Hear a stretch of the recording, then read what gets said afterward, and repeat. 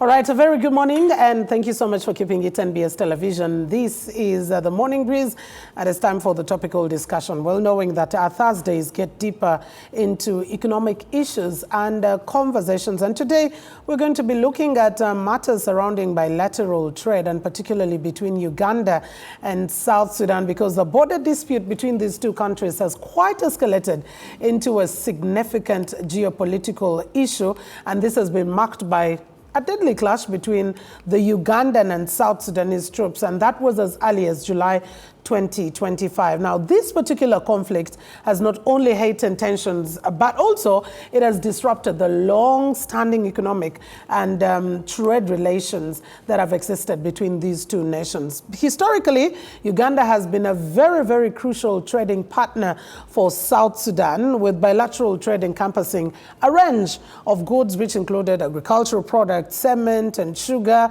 and just sending Uganda being able to send various businessmen to do business in South Sudan. However, the recent border tensions now are threatening to undermine all of these economic bonds and ties, potentially leading to not just reduced volumes of trade, but also increased cost and a shift in regional trade dynamics. And now we're here to be able to get to understand the implications of this dispute on bilateral trade and how it's essential for policymakers, businesses, and regional stakeholders to navigate these evolving economic issues and landscape. And for me here to have this explicit conversation, I am joined by two distinguished panelists. On my immediate right, I do have Mr. John Walgembe, who is an economist and also heads the micro, medium, and small enterprises right here in Uganda. Very good morning to you, Mr. Walgembe. Good morning, Mildred, and thank you for having me here. It's always a pleasure to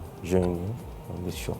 Oh, thank you so much, and a pleasure having you too. I also have Patrick Katabazi-Kichoncho, who also happens to be an economist, and this time he's hoping to take that economic talk to the Parliament of Uganda, having taken the flag of the National Resistance Movement in the recently concluded primaries, but that does not take away the conversation about the economics in his head. A very good morning to you, Patrick. It's been a while, and first of all, congratulations. This is the first time I'm seeing you immediately after the primaries. Yes, thank you, Mildred. Good morning, and good morning to our viewers, and it's my pleasure to be back on the panel today.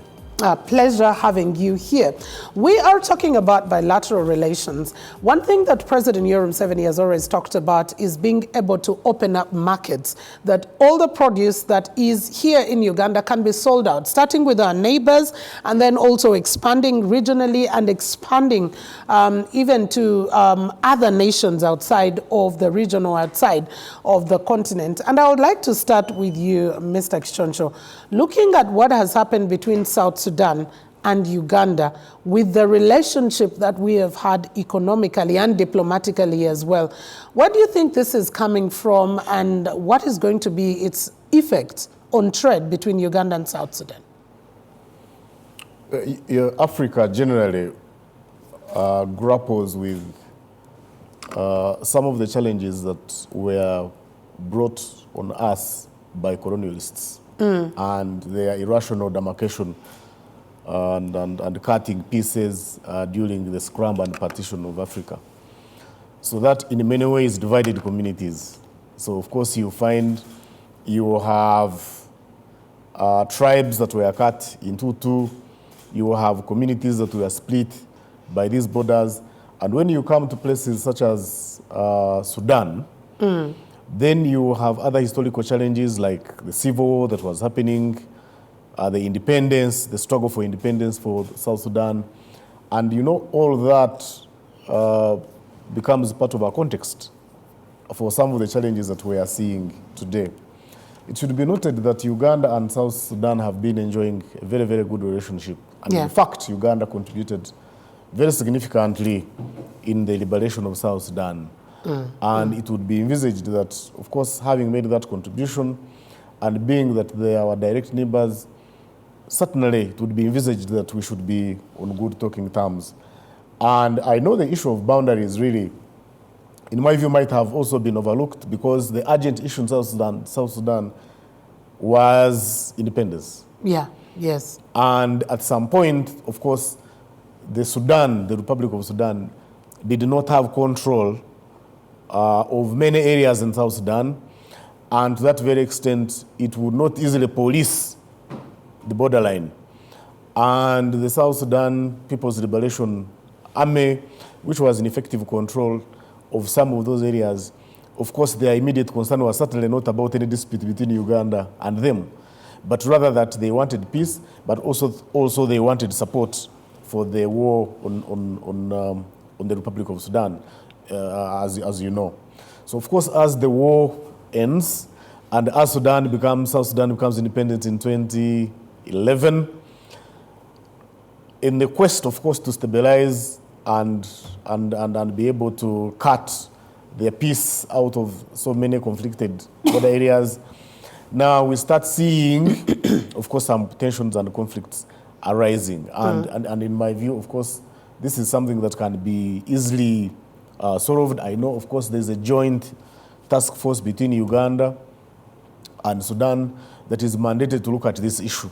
Of course, I also know that IGAD and many other organizations have entered into this to ensure that we streamline the issues that we have between South Sudan and us in respect to the border, because that border, as we have said, is very, very critical for our trade.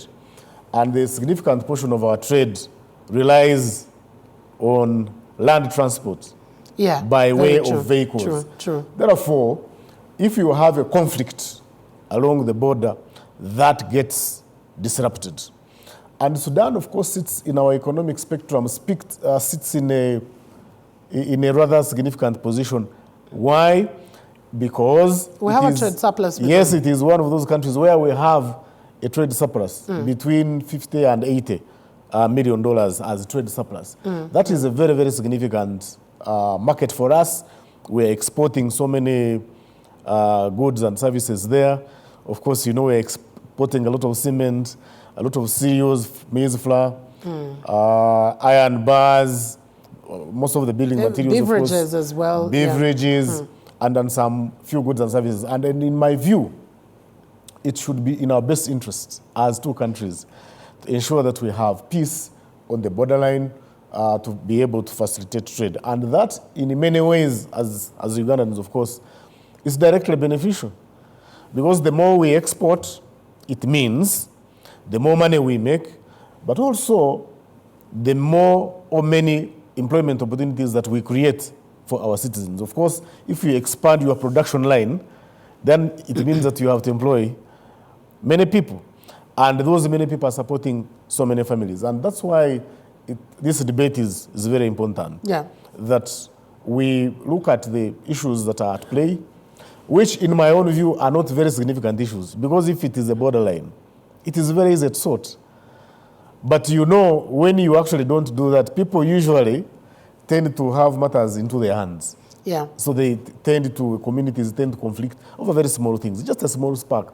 You find armies are now fighting over something that is very small.